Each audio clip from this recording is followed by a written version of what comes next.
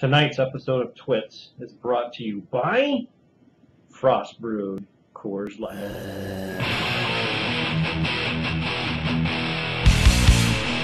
Yep. Hello again, everybody, and welcome to the Week 14 edition of TWITS. 1-4 joining us once again from his palatial estate in Brownwood, Texas, with his 3 luxury sleds in the driveway. The Bella Carolina Brownwood, Mr. Mike Paddock. How are you, sir? Howdy, doing fine. We got, what is it, week 4, I believe, of the old No Shave November. That gray is really coming through. Next week, I will have something special depending upon who bids the highest and what they want me to do with the old facial hair. Oh, God. So enjoy it while you can. You're like a cross between the old gunslinger and Jeremy Piven. That's kind of how I'm envisioning you right now. That's great. Uh-huh. Mike, I see you're sporting the Badgers jersey there. Badgers going to the Rose Bowl. Yes, big win. A little bit of a, I don't know if you want to call it a consternation on the MSU fans there, saying they didn't run into the kicker type thing, but that was actually worse than both of the ones I saw in the OSU-Oklahoma game, so hey, you take what you can. can. Hit the kicker, shut your mouth. Yeah. Just enjoy the fact that you got a cheese Hail Mary, which you actually didn't score on anyway, to get you to this point, and then shut up and quit running into kickers, you know? And quit going for 2-point conversions in the middle of the second quarter and throwing the ball around like it's a side of bacon there. I mean, Michigan State just bothers the hell out of me. I think they just thought they had Wisconsin's number and could kind of do whatever they wanted, and it finally bit them. So I hope Georgia piss pounds them. I think Georgia's got them in the Capital One Bowl, maybe. So yeah, the old Sando Bowl Challenge is out there for those of you my Sando listening Bowl Challenge. Available to anyone who wants a piece of that. So it's basically kind of a confidence pool kind of thing for the bowl. So I know Young Boncher's in on that. Mickey does that. I'm trying to remember if anyone else in the Suffle is interested. But if you are, let me know and I'll send you a link. $10 to get in. Lots of fun for everyone. So Mike, let's break into Week 14 here. Hit it right between the eyes with a little segment we like to call the Weekly Rewind.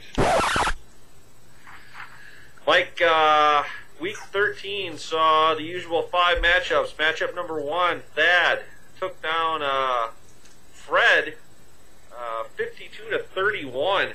Got some Chargers to finally get off their butts and do some damage on Monday night to give him a comfortable 21-point win after being down by 2, I believe, heading into that one. Mr. Mike Paddock, 67, Evan 40. Cameron Newton leads the way with 28 points for Team Paddock. Best the 11 points of Matthew Stafford. Wayne 103, Greg 54. 23 points from Sean Green. Helped pace the way. That and a trade with Evan a couple weeks earlier, Mike, that saw Maurice Jones-Drew and Percy Harvin headed over to Team Wayne for Matthew Stafford and Michael Jenkins and a couple other running backs thrown in there. That was an interesting trade, don't you think? Yes. Yes, it was. So, yeah, the leading rusher in the AFC and the Vikings #1 headed over to Team Wayne for a Vikings kind of #2 receiver and a 3-point position player. So that was interesting. But they helped Wayne tally the first ever 100-point total in league history. The commish 62, Tom 55. Tom bolted up to an early Thursday night lead there based on LaShawn McCoy's 18. But the commish rallies behind 15 from Mendenhall to get the victory. And Mickey 84, Tim 55. Chris Johnson continues his comeback, second half comeback, 19 points out of Chris, and Eli Manning chips in with 15 for Team Boncher. So that was the week that was in week 13. Tim just escapes a 12-pack on that one, huh? Yeah, a little nip and tuck there, 29 puntos. So yeah, no 12-packs changing hands other than Wayne Gregg. I guess we forgot to mention that. I believe that was the only one with 12-pack changing hands. Yep. All right, Mike, what's coming up on tap in week 14? Well, Jeff, on tap, actually we have a new segment. We're going to be two new segments, kind of whittling down one. The normal weekly on tap is going to be the, what is it called, Spotlight Matchup? Spotlight Matchup, Mike, Spotlight Matchup.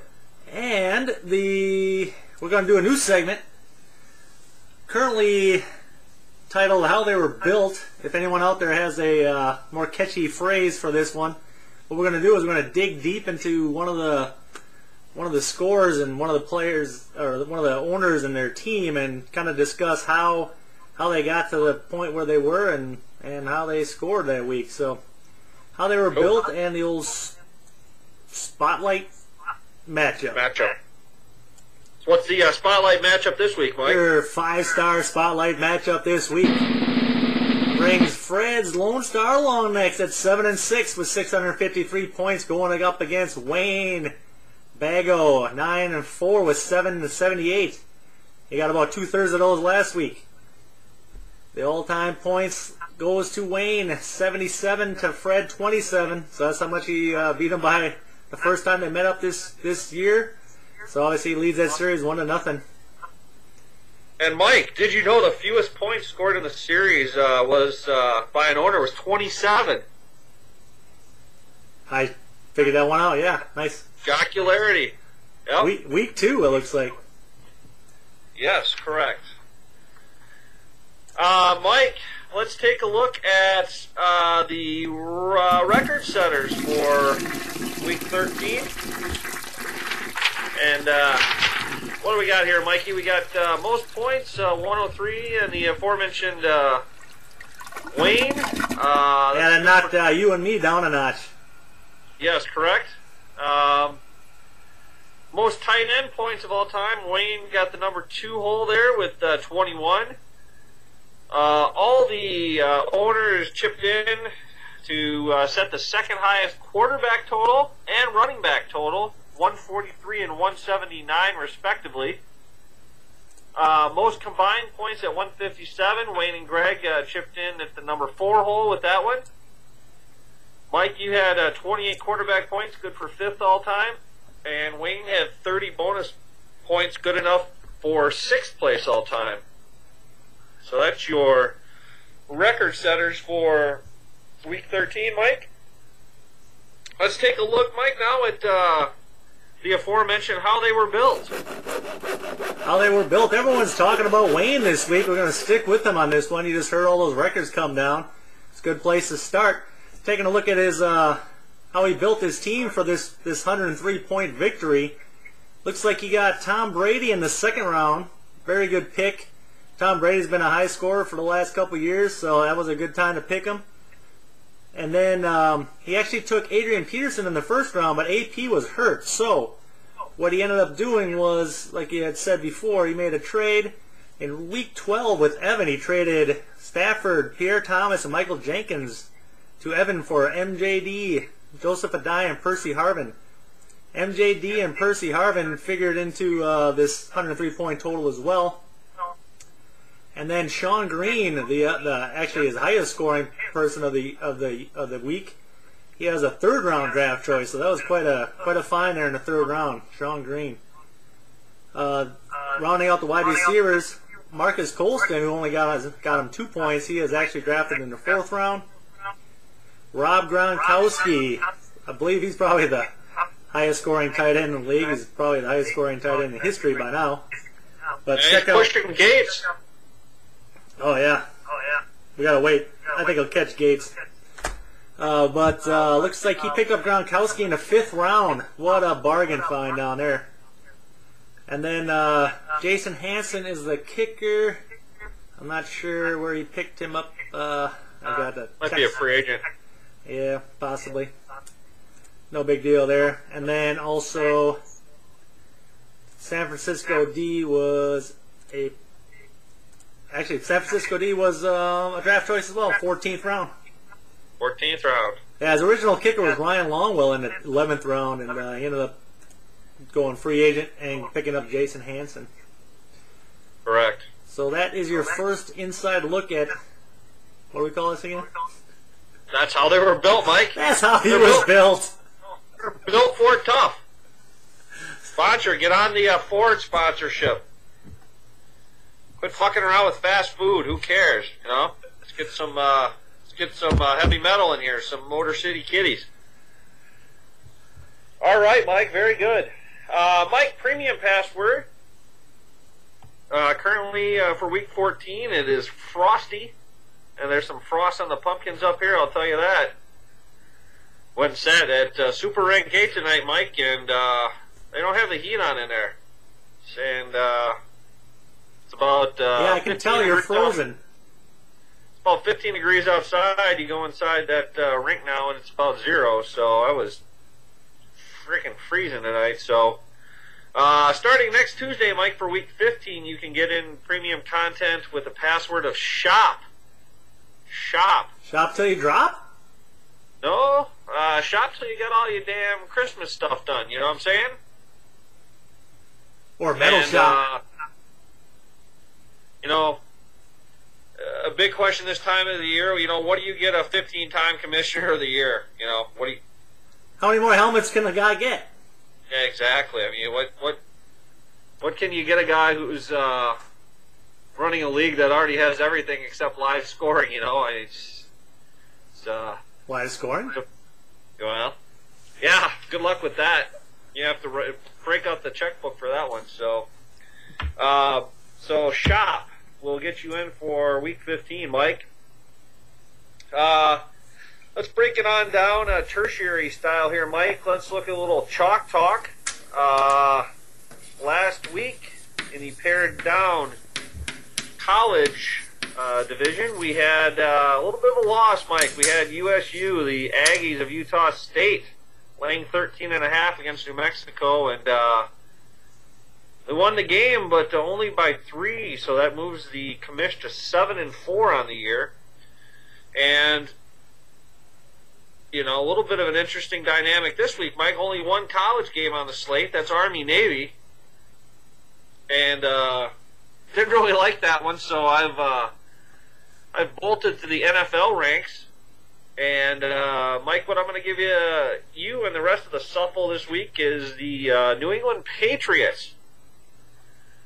The Rob Gronkowski, soon to be Aaron Hernandez-led Patriots, going to Washington, Mike. They're laying 8.5 against the Deadskins, and that feeble, other than Roy Halu, offense. So New England rocking and rolling right now. They're kind of finding their stride, kind of like San Diego, I think, to make a late season push here and try and get into the playoffs on a hot streak, kind of like the Packers did last year. So I like New England minus 8.5 at Washington. Take it and bid it, Mike. Nice. All right, Mike, let's take a look at Dog of the Week. Last week, Mike, a little bit of a stop-loss there. Took the Oakland Raiders, one of your favorites, along with the Lions, +3, and they... I don't know what happened. They just didn't show up against Miami. Not that Miami's playing bad; they're actually playing really good right now. But I think they were down 27-0 and did not cover to move you to 6-4-1. What are we looking at in week 14 here? Yeah, last week that one was over way too early, but week 14 coming back with another 3-point favorite for a home team at Cincinnati. Cincinnati's laying 3 to Houston. Houston's a little bit resurgent. Their quarterback's playing well. We got We got Johnson back finally. My number one pick finally back after like 7 weeks.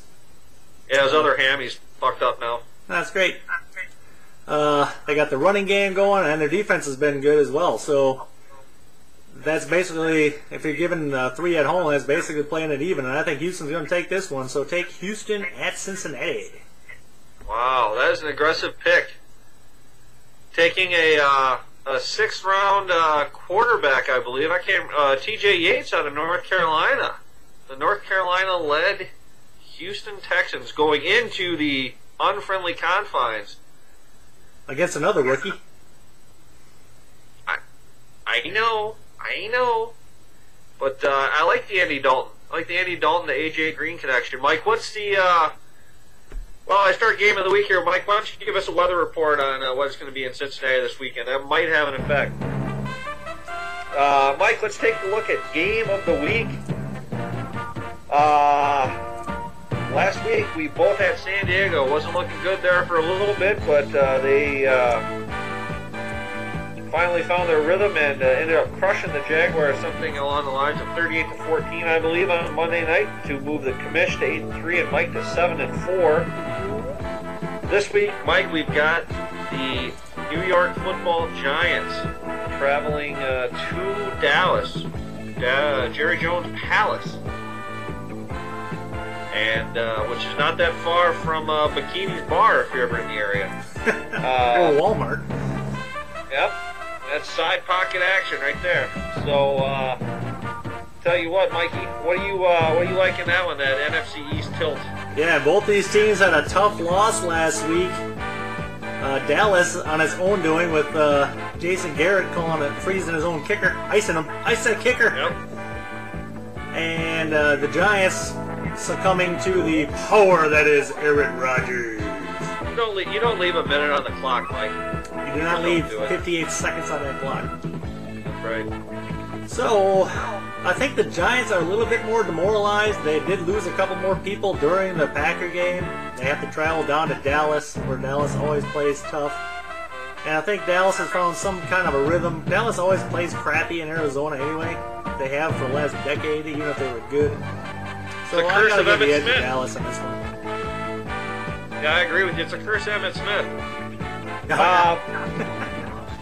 Yeah, I completely agree. I think Dallas routs the Giants. I think the Giants that we saw against the Saints was more appropriate than what we saw against the Packers. I think they rebounded, put everything they had into beating the world champs and came up short. And given the fact they're going on the road, like you said, and Dallas after they're playing Arizona, I expect them to bounce back big. So I'm looking for a double-digit Cowboy win on, I believe that's the Sunday Nitro, correct? It is a late game. Yeah, I believe that's Sunday Nitro, and I believe there's another dog on Monday night. So, Yes, Seattle, St. Louis. oh God, I guess they thought that was going to be the NFC West leaders right there or something. no one watched that freaking game when it was an actual playoff game last year. I don't know why they expect anyone would tune in for a Monday night game,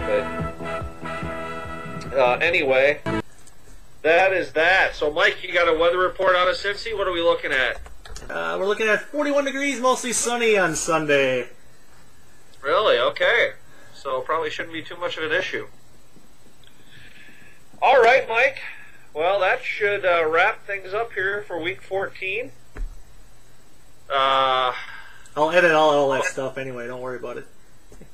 Oh, I'm sure you will. Yeah, you'll be up for a freaking Emmy here pretty quick. Yeah, so we're good to go. That's everything for Week 14. Botcher, get the ham and rye out your mouth and go do some work, and we will talk with everyone back here Week 15 style. Adios.